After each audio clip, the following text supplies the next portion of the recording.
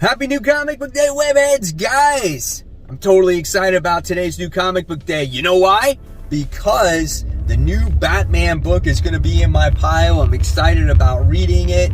Got the new creative team on there. There's some awesome variant covers as well. Curious to see if you guys scored on that Batman book and some of its variants. And what else did you guys pick up? What did I get? Well, you're going to find out in a couple seconds.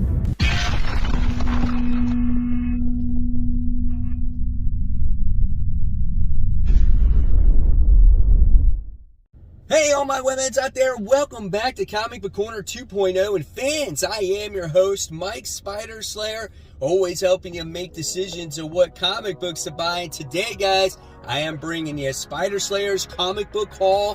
Fans, this is episode 505, and this is the video series where each and every week I share with you what I picked up at my comic shop, which is Comic Central, located in the city of Sanford. So if you guys are ever in the area, go ahead, stop by, tell them I said hi, and they'll provide you with the ultimate customer service. They're a great shop, guys. Let me just tell you about MutantBeaverComics.com. If you love exclusives and variant covers, they are the global leader when it comes to variants and exclusives. They have some beautiful covers. They provide great customer service. They ship pretty much anywhere. And if you guys are interested, go ahead and hit the promo code or enter the promo code Corner10. And then you guys can save 10% on your entire purchase. So the more you buy, the more you save. And it's not the only time you can use that promo code. You can use it any time you like. All right, guys. So that's MutantBeaverComics.com. I'll leave the link in the description box below. So here we go, guys. Let's get started now. The mysterious black bag. And let me tell you, this stack is fat, and there are a lot of comic books. So we can't waste any more time talking about promotions and comic book shops, because I got all that to share with you. Yeah. It's that type of week. I'm like, yeah, it's not going to be that big a week. I pretty much say that every week, and it seems like every week is now. Bags and boards is a must. Then I wound up getting this, and I was scrolling through the Facebook group page, and it looks like I'm not the only one that picked up Tales of Mother Effing Goose, right? When I saw the description of this book, I was laughing. This is about all of your famous nursery rhymes and stuff like that, but told in a much darker or funnier way. I heard that this book was absolutely awesome. Totally excited to get this. I cannot wait to read this. I should have bought maybe another copy of it, because who knows, it could take off like half these comics do, right? And then I have a couple other books that I want to show you, and the first one is the Eternals issue 1. So recently I bought Eternals issue, I think it was 2 through 5, and I was like, oh yeah, they don't have number 1. When am I going to come across number 1? Well, you know what? The shop had number 1. I got it for a pretty good price here, and I probably want to say there are a few spine ticks. I got to actually look inside the book, but I probably want to say this is like a 7065 copy, right? And I got it for a very reasonable price, and I'm happy to have it in my Eternals collection, and hopefully I'll be able to get 6 through whatever, right? So there it is, man. Eternals issue 1. May not be the most expensive book, but it's a number 1 first appearance. Hey, it's mine. And if Eternals comes back on the screen, and say people like that movie, who's to say that that book doesn't jump up some more, right? All right, so next we have the 1 in 25, the Virgin variant of the newest issue of Batman. I thought this was cool just to have Batman sitting there, right? Obviously the homage cover to Todd McFarlane. So yeah, gotta have the variant when it comes to that, right? Okay, so here we go now. The rest of those books. I had a tough reading week last week, and it's going to be tough again. Dark Knights of Steel, issue 2 of 12. Man, I can't wait to see what happens in this book. Here's some of the interior artwork in here, 2 pages, so I don't really spoil anything when it comes to this issue, and I opened up in the middle. Last issue was great, man. And what's going to happen with Batman and Superman? That's what I'm very curious here. Are they going to be friends? Are they going to be enemies, especially after what Batman has found out? And do they see things in a different light? So that's going to be quite interesting. Looking forward to Dark Knights of Steel. All right, I wasn't going to pick this up. This is One Star Squadron issue 1 of 6, but it marks the return of Power Girl, and we haven't seen her in a very long time. I don't know if I will be sticking with this book, but I thought, you know what? Again, it's a DC book that does not have to deal with Batman, so why not check it out? And this focuses more around Red Tornado, who is the leader of this team. So I was like, yeah, I'll give it a try. It might not be my thing, but at least I can say, you know, I tried it. All right, next we wound up getting Inferno issue 3. That's from Marvel. I had to pick up this variant cover because of the Destiny cover here. I just thought this was so nice and peaceful. It's like, oh, if you want to go someplace else, just look at that cover. You know, it's like, oh, it's so peaceful. Here's some of the interior artwork. I really enjoyed this series here by Jonathan Hickman. I thought it's been really well done. The first issue wasn't as good, but the second issue picked up a lot for me. And I loved seeing how Emma Frost actually recruited Destiny, got her back, and then you got kind of the good guys that wind up getting Colossus back. And you're like, oh man, that's insane, right? So we got that book going on. Then we got the big book, I think, of the week when it comes to Marvel. We have Devil's Reign. This is issue 1 of 6, and this is obviously taking place in a lot of the Marvel titles. There's extra titles coming out from Marvel, and so this is a big title. And you know, if you like Daredevil, you're gonna probably like this. But look at the interior artwork in here. That is impressive. There's the Thunderbolts team that's going on right there that Mayor Fisk has put together. I'm looking forward to this. This looks really good, man. Chiquetto's artwork, it just does not disappoint. So with that, I had to get that Scotty Young cover, man. That cover is nice right there. I just love how simplistic it is. Just with the red, black, and yellow, and you have Daredevil Elektra throwing the Psy at you. Enough said there, man. Really great stuff. All right, and then I want to get in the other Inferno variant cover. I didn't even get the main cover, I don't think. And who's that? Mora on there. And I just think that's nice. I just love how she kind of just blends in. Well, she doesn't really blend in. She kind of stands out with that white background. She got that pink outfit there. I think it's a gorgeous cover, man. I didn't even realize this one was out, or I didn't even think that one was going to be that good. So yeah, pretty cool stuff right there. All right, and then next we have What's the Furthest Place from Here, issue 2. The first one was a little bit whack. I'm not going to lie. And I'm kind of like, where is this book going? They didn't even know if this girl was pregnant. Then she runs off. And so it did deserve an issue 2. So I'm going to read issue 2, and then we'll see where it stands after, you know, after this second issue, if I'm going to continue to read it or not. But it is kind of a weird book set in this post-apocalyptic world where the kids run it, right? All right, guys, so now it's time for those Facebook group page shout-outs. And our first Facebook group shout-out goes to Carlos, who picked up some great Fantastic Four issues. This is the time frame where Jennifer Walters was part of the team, so that's super awesome. Those are some great covers. I love that one on the top left as She-Hulk is getting her face smashed by some foot. But great finds there, Carlos. Thank you for sharing. Next, I have from Ivan, who says, received my X-Men 11 today from CGC. The slab was completely unsealed. No damage or nothing. It wasn't broken. It just was not completely sealed. So, guys, have you run into this before? Let me know in the comments below. But come on, CGC. We pay a lot of money to get this stuff graded. Make sure that books are sealed, right? And then the final shout out of the day goes to Jack Ellenberg. He goes, his last post about Animal Castle, I swear, but has anyone been watching the market on this one? It's getting wild out there. Cover A, not even a variant. So how many of you guys picked up Animal Castle last week, as you get to see that main cover is going for like $30 on eBay. And did you guys read it and enjoy the book? So if you guys want to become a member of Comic Book Corner 2.0 Webheads Unite, guys, it's super easy. Just go find the Facebook group by doing a search. And once you find it, you'll put in the request. I'll approve you to make sure you're a real person. And then, guys, you can join this wonderful community where we can talk about everything and anything comics. And you can see that a lot of people bought and are already posting some of their new comic book day hauls for this week. And you never know when you could be shouted out in future comic book hauls.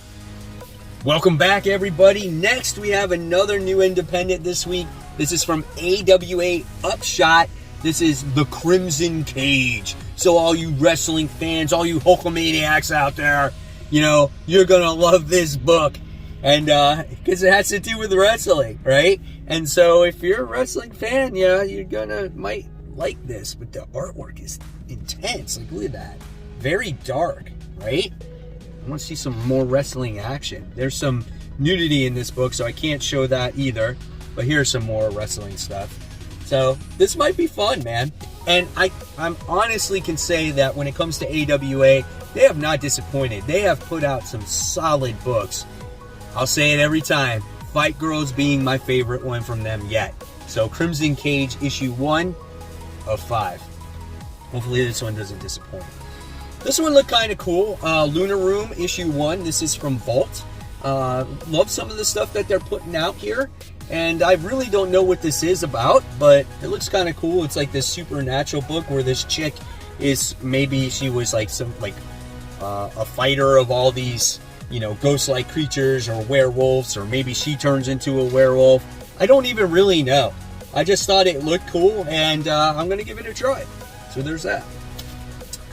Wound up getting X-Men issue 5. You're probably like, wow, you're late on that one, Mike. Yeah, my shop never received this book, or they did it. It was damaged from the whole, I think it was Diamond debacle, or maybe Penguin Random House damage or whatnot, but they finally received more copies of it, so I got to catch up on this issue. It's X-Men issue 5. Alright, and then this actual point issue when it comes to Spider-Man, I'm not going to lie, I'm actually looking forward to it, because it has to do with Spider-Man, Peter Parker, Aunt May, and Dr. Octopus, about finding out what's going on with Peter. At least that's what you're thinking, right? So let's check out the artwork in here. So we got some Aunt May and Dr. Octopus action going on there. They're getting kind of close. Can we see a rekindle of their relationship? Would you like to see that? That would be kind of funny. There's some more artwork there. So we'll see what happens with that. I'm actually looking forward to it. All right. Here's a book that's been delayed like 3 weeks, but it's finally out. Captain America Iron Man. We have issue 1. So definitely looking forward to that one. Great Alex Ross cover. Interior artwork is looking pretty sweet in this book too. Let's look at that. Yep, I want to see these two team up together to do battle against Hydra. That's nice interior art. I'm looking forward to that read right there. And then speaking of a great book or a great character, this is Giant Size Black Cat. This is the Infinity Score. So this is the conclusion. This is the last issue that Jed MacKay is writing the character.